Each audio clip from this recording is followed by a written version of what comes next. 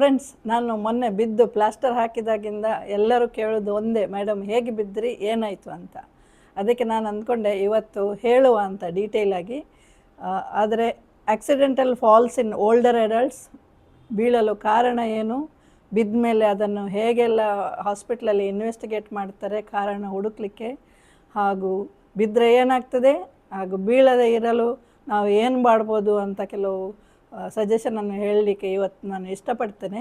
ಆದರೆ ನೀವು ನನ್ನ ಚಾನೆಲ್ ಇನ್ನೂ ಫಾಲೋ ಮಾಡ್ತಾ ಇಲ್ಲ ಅಂದರೆ ಮೊದಲು ಫಾಲೋ ಮಾಡಿ, ಸಬ್ಸ್ಕ್ರೈಬ್ ಮಾಡಿ, ಈ ವಿಡಿಯೋ ಸೇವ್ ಮಾಡಿ, ಯಾರಿಗೂ ಬೇಕೋ ಅವರಿಗೆ ಫಾರ್ವರ್ಡ್ ಮಾಡಿ.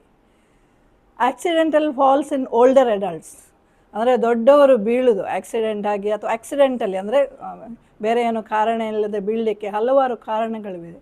ಮೊಟ್ಟ ಮೊದಲು ವಯಸ್ಸಾಗ್ತಿದ್ದಂಗೆ ನಮ್ಮ ದೃಷ್ಟಿ ಕಡಿಮೆ ಆಗ್ತದೆ, ದೃಷ್ಟಿ ದೋಷ ಅಥವಾ ಏನಾದರೂ ದೃಷ್ಟಿ ನಿಮಿತ್ತ ಪ್ರಾಬ್ಲಮ್ಸ್ ಇರ್ಬೋದು, ಬ್ಯಾಲೆನ್ಸ್ ಪ್ರಾಬ್ಲಮ್ಸ್ ಇರ್ಬೋದು, ಕೆಲವರಿಗೆ ವರ್ಟೈಗೋ ಇರ್ತದೆ, ಮತ್ತು ಕೆಲವರಿಗೆ ಸ್ವಲ್ಪ ಜಾಸ್ತಿ ವಯಸ್ಸಾದಲ್ಲಿ ಬ್ಯಾಲೆನ್ಸ್ ಮಾಡುವ ಪ್ರಾಬ್ಲಮ್ ಇರ್ತದೆ. ಅದೇ ಥರ ತಗೊಳ್ಳುವ ಮೆಡಿಕೇಷನ್ ಸಾಧಾರಣ ವಯಸ್ಸಾಗುವಾಗ ಎಲ್ಲ ಕಾಯಿಲೆ ಜೊತೆ ಇರ್ತದೆ. ಹಾಗಾಗಿ ಆ ಮೆಡಿಸಿನ್ಸ್ನ ಸೈಡ್ ಎಫೆಕ್ಟಲ್ಲಿ ಕೆಲವರಿಗೆ ತಲೆ ಸುತ್ತು ಬರುವುದು, ಡಿಸಿನೆಸ್ ಬರ್ಬೋದು. ಅಥವಾ ದೀರ್ಘಕಾಲೀನ ರೋಗಗಳು, kidney disease, heart disease, liver disease, ಇನ್ನೇನು ರೋಗ ಇದ್ದರೂ ಕೂಡ ಅವರಿಗೆ ಆ ರೋಗ ನಿಮಿತ್ತ ಕೂಡ ಸ್ವಲ್ಪ ತಲೆ ಸುತ್ತು ಬರುವುದು, ಡಿಸಿನೆಸ್ ಆಗ್ಬೋದು. ಅಥವಾ ಕೆಲವು ಹೊಸ ಕಾಯಿಲೆಗಳು ನಮ್ಗೆ ಗೊತ್ತಿರೋದಿಲ್ಲ, ಏನಾದರೂ ಹೊಸ ಕಾಯಿಲೆ ಡೆವಲಪ್ ಆಗಿರ್ಬೋದು, ಬ್ರೈನಲ್ಲಿ ಟ್ಯೂಮರ್ ಆಗಿರ್ಬೋದು, ಅಥವಾ ಫಿಟ್ಸ್ ಆಗಿರ್ಬೋದು, ಹಾರ್ಟ್ ಅಟ್ಯಾಕ್ ಆಗಿರ್ಬೋದು, ಇನ್ನೇನಾದ್ರು ಹೊಸ ಕಾಯಿಲೆ ನಿಮಿತ್ತ ಸಡನ್ನಾಗಿ ತಲೆ ಸತ್ತು ಬಂದು ಬೀಳ್ಬೋದು. ಅಥವಾ ಕೆಲವು ಸಿವಿಯರ್ ಇನ್ಫೆಕ್ಷನ್ ಇದ್ದಾಗ ಕೂಡ ಸಣ್ಣ ಕೆಮ್ಮು, ಶೀತ, ನಿಮೋನಿಯಾ ಆಗಿ ಸ್ಪ್ರೆಡ್ ಆಗಿ ಗೊತ್ತಾಗದೆ ವಯಸ್ಸಲ್ಲಿ ತಲೆ ಸುತ್ತಿ ಬೀಳ್ತಾರೆ. ಅಥವಾ ಸಿವಿಯರ್ ಯೂರಿನರಿ ಇನ್ಫೆಕ್ಷನ್ ಇದ್ದಾಗ, ಇನ್ಯಾವುದೋ ಹೈ ಫೀವರ್ ಇದ್ದಾಗ ಕೂಡ ತಲೆ ಸುತ್ತಿ ಬೀಳ್ಬೋದು. ಅದೇ ಥರ ಈ ಸಮ್ಮರ್ ಸೀಸನಲ್ಲಿ ಡಿಹೈಡ್ರೇಷನ್ ಆಗೋದು, ಹೀಟ್ ಸ್ಟ್ರೋಸ್ ಆಗೋದು, ಆಯಾಸ ಆಗಿ ಬೀಳ್ಬೋದು, ಅಥವಾ ಎನೀಮಿಯಾ ರಕ್ತಹೀನತೆಯಿಂದ ಬೀಳ್ಬೋದು.